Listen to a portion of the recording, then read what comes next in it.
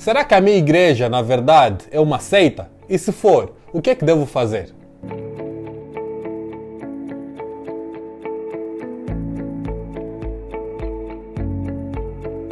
Olá, eu sou o Braulio Bach e semanalmente temos um encontro marcado aqui, sempre com o objetivo de abençoar-te, de firmar-te, encorajar-te na caminhada com Jesus Cristo. Tu estás a ver o quadro Perguntas que Edificam e a pergunta de hoje é: como identificar uma seita? Fica até o fim e vais aprender a diferenciar uma igreja de uma seita. Mas antes, quero fazer-te o convite habitual. Deixa o like no nosso vídeo, subscreva o nosso canal, ative o sininho das notificações. Todas essas ações são muito relevantes porque o YouTube vai perceber que esse vídeo e esse canal são relevantes e vai sugerir a outras pessoas. Não se esqueça de deixar a tua pergunta no comentário. Faça como no vídeo anterior. Aliás, este vídeo está a ser feito porque tu perguntaste como identificar uma seita no vídeo anterior.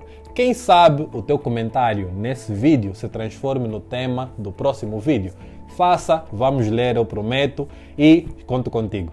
O termo seita vem do latim secta e pode significar seguidor ou dividir, seccionar, fraccionar.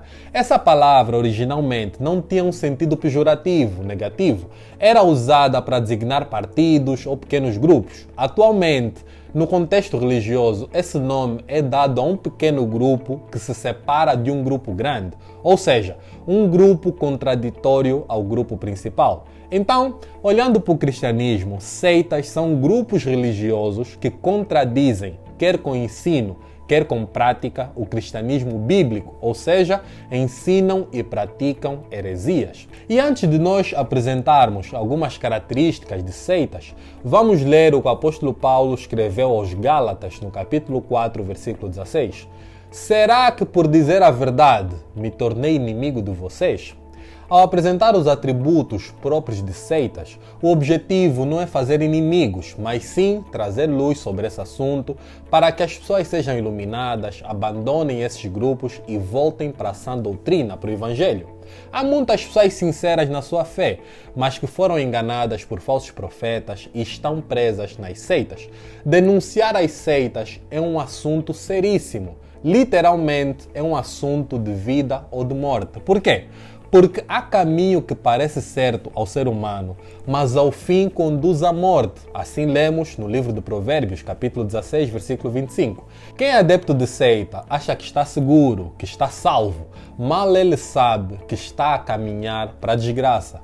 Como cristãos, andamos em amor, mas em nome do amor não podemos deixar de falar a verdade. É melhor uma verdade que dói do que uma mentira que consola. Agora sim, vamos entrar para as características comuns das seitas. Primeiro, vamos falar sobre o líder. O líder na seita é visto como um semideus. Ninguém pode discordar dele. Ele sempre dirá que tem uma visão especial ou uma revelação que mais ninguém tem. Uma opinião diferente da dele é tratada como uma ofensa, rebeldia.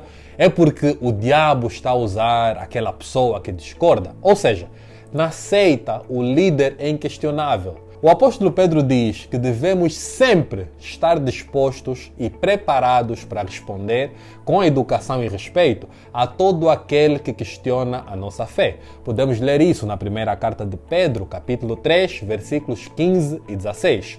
Mas ai de você se questiona o líder de uma seita. Ele demoniza todos os que têm uma opinião contrária à da dele. Esse líder, na verdade, não é um líder, é o dono do grupo. Ele é uma pessoa dominadora. Essa é uma característica do líder. A segunda característica são os ensinos fundamentais estranhos. São ensinos que só existem naquele grupo, naquela seita, baseados em visões, revelações, sonhos ou alguma coisa que foi tirada, que foi recebida fora da Bíblia. Por exemplo, os mormons acreditam que você pode se tornar Deus em outro planeta. Eles acreditam nisso.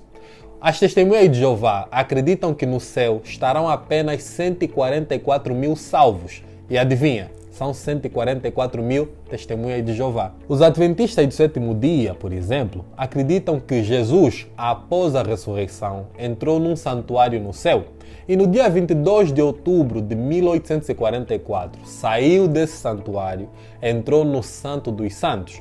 A partir desse dia se reuniu com o Pai e começou a julgar, a decidir sobre todos os povos. Esse é o famoso juízo investigativo. Esse ensino pode parecer muito curioso, mas a pergunta é: onde é que está isso na Bíblia? Não está em lugar algum.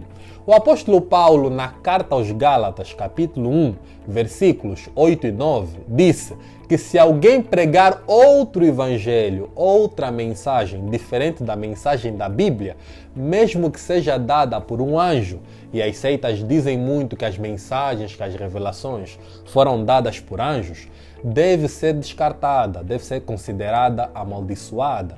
Mas as seitas insistem em dizer que os líderes receberam uma visão extraordinária, por isso é que fazem o que fazem. A terceira característica, e admito, essa é a característica mais interessante, são as 4 operações matemáticas que as seitas fazem: adição, subtração, multiplicação e divisão. Vamos começar pela adição. Adição. Toda seita, para além da Bíblia, adiciona alguma coisa ou pessoa como autoridade, tornando automaticamente a Bíblia insuficiente, como se a Bíblia precisasse de um complemento. Por exemplo, as testemunhas de Jeová dizem que você sozinho não consegue ler e entender a Bíblia. Você precisa da revista Sentinela, Despertai, ou seja, você precisa dos materiais da Sociedade Torre de Vigia.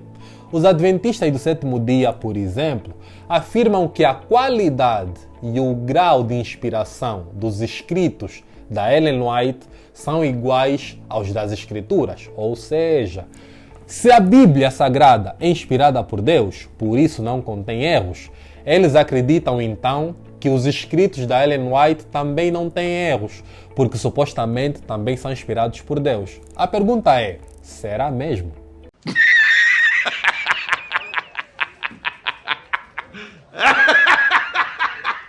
No livro História da Redenção, escrito por Ellen White, no capítulo 3, Consequências da Rebelião, lá há um trecho que diz o seguinte: Satanás treme ao contemplar sua obra. Ele está sozinho, meditando sobre o passado, o presente e o futuro de seus planos.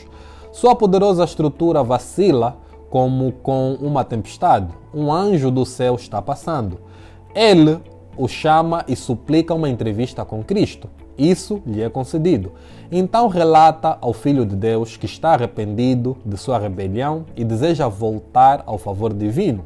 Está disposto a tomar o lugar que previamente Deus lhe designara e sujeitar-se a seu sábio comando. Cristo chorou ante o infortúnio de Satanás, mas disse-lhe, como pensamento de Deus, que ele jamais poderia ser recebido no céu. O céu não devia ser colocado em perigo. Satanás está arrependido? Como assim? Existe algum versículo bíblico que dê a entender que isso alguma vez aconteceu ou acontecerá? Não. Pelo contrário, a Bíblia nos diz que o diabo é homicida, é o pai da mentira. Nele não existe verdade.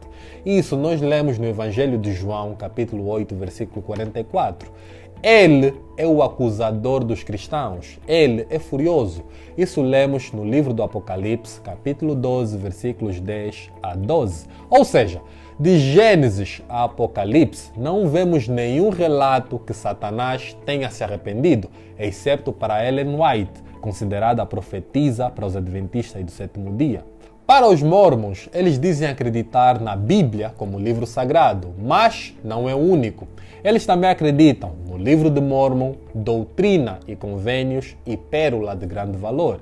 O apóstolo Paulo, na primeira carta aos Coríntios, capítulo 4, versículo 6, disse: não ultrapassem o que está escrito, ou seja, não se deve pregar ideias, visões, sonhos, apenas pregamos as escrituras sagradas. As seitas sempre adicionam alguma coisa à Bíblia. Esse é o primeiro ponto, adição. Vamos agora para a subtração. Toda seita subtrai alguma coisa da natureza de Deus. Embora eles falem bem de Jesus, sempre o reduzem. Por exemplo, a maçonaria diz que Jesus foi apenas um fundador de uma religião. As testemunhas de Jeová dizem que Jesus é um anjo, a primeira criação de Jeová.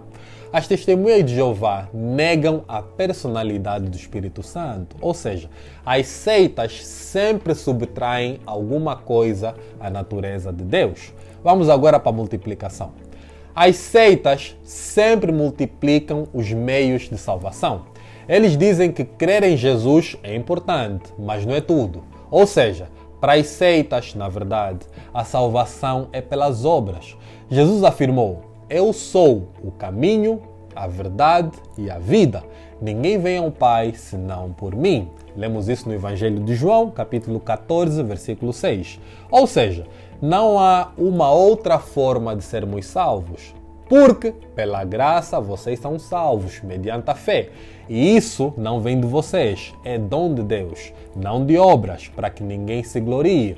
Efésios capítulo 2, versículos 8 a 9. Nas seitas, sempre a salvação é por Jesus mais alguém ou por Jesus mais alguma coisa. Brigham Young, segundo presidente dos Mormons, no Journal of Discourses, volume 7, diz: nenhum homem ou mulher nesta dispensação jamais entrará no reino celestial de Deus sem o consentimento de Joseph Smith. Caso você não saiba, Joseph Smith foi o primeiro presidente dos Mormons e em 1843 disse que recebeu uma revelação sobre a poligamia, que era uma forma de alcançar bênçãos na terra e no céu. Olha o que esse homem ensina. Esse ensino de Joseph Smith, polígamo, gerou muita imoralidade e conflitos, chegando mesmo a ser preso e processado. Em 1844 foi assassinado e deixou 27 viúvas. É ele que, segundo os Mormons, ninguém entrará para o céu sem o seu consentimento. As seitas sempre multiplicam os meios de salvação, porque para as seitas Jesus não é suficiente, ok? Vamos para o quarto ponto, que tem a ver com a divisão. Toda seita divide a glória que é exclusiva de Deus. Por isso, toda seita é exclusivista. O que isso quer dizer? No Evangelho de João, capítulo 14, versículo 6, Jesus disse que Ele é o caminho, a verdade e a vida. Ninguém vem ao Pai senão por Ele. Ou seja, a salvação é exclusiva de Jesus. Só Jesus é o Salvador. As seitas dizem que só há salvação no grupo deles, porque só eles conhecem Jesus, só eles são salvos, só eles podem ensinar sobre salvação, só eles podem batizar, etc. Enquanto que a Bíblia nos ensina que a salvação está à disposição de todos que se arrependem de seus pecados e creem em Jesus como único Senhor e Salvador, independentemente da denominação religiosa, a seita ensina que a salvação está apenas naquela seita, naquele grupo religioso. A salvação, a glória, o poder, a autoridade são de Jesus Cristo, não de uma seita. Mas as seitas sempre dividem a glória que pertence apenas a Deus. Para concluir, deixa-me dizer-te o seguinte: pregar o Evangelho também inclui defender a fé santa dos ataques dos falsos profetas, das heresias, das seitas. Não é uma questão de ganhar debates, mas sim uma questão de ganhar almas. Vamos ler o que o apóstolo Paulo escreveu. Os bereanos eram mais nobres do que os tessalonicenses, pois receberam a mensagem com grande interesse, examinando todos os dias as Escrituras para ver se tudo era assim mesmo. Repare no seguinte: os bereanos, aqueles que eram da cidade de Bereia, analisavam tudo o que lhes era ensinado pelos seus líderes, para terem a certeza de que estava de acordo com as Sagradas Escrituras. Por eles fazerem isso, eram chamados de nobres. Hoje, nas seitas, eles seriam chamados de rebeldes, sem visão espiritual, endemoniados e etc. Quero concluir com uma pergunta da autoria de Nathanael Rinaldi para a nossa reflexão. Você está disposto a fazer pela verdade o que as seitas fazem pela mentira? Pense nisso. Agora é a tua vez. Quero ouvir a tua opinião. Será que faltou falar aqui alguma coisa sobre as seitas? Será que tu já pertenceste a uma seita? Ou se calhar estás agora a analisar se pertences a uma seita? Deixa aqui os teus comentários. O que é que tu achaste do vídeo? Não se esqueça de deixar o teu like, subscrever o nosso canal, ativar o sininho das notificações. Todas essas ações serão muito importantes para nós. Muito obrigado por ficares até o fim. Nos vemos no próximo vídeo.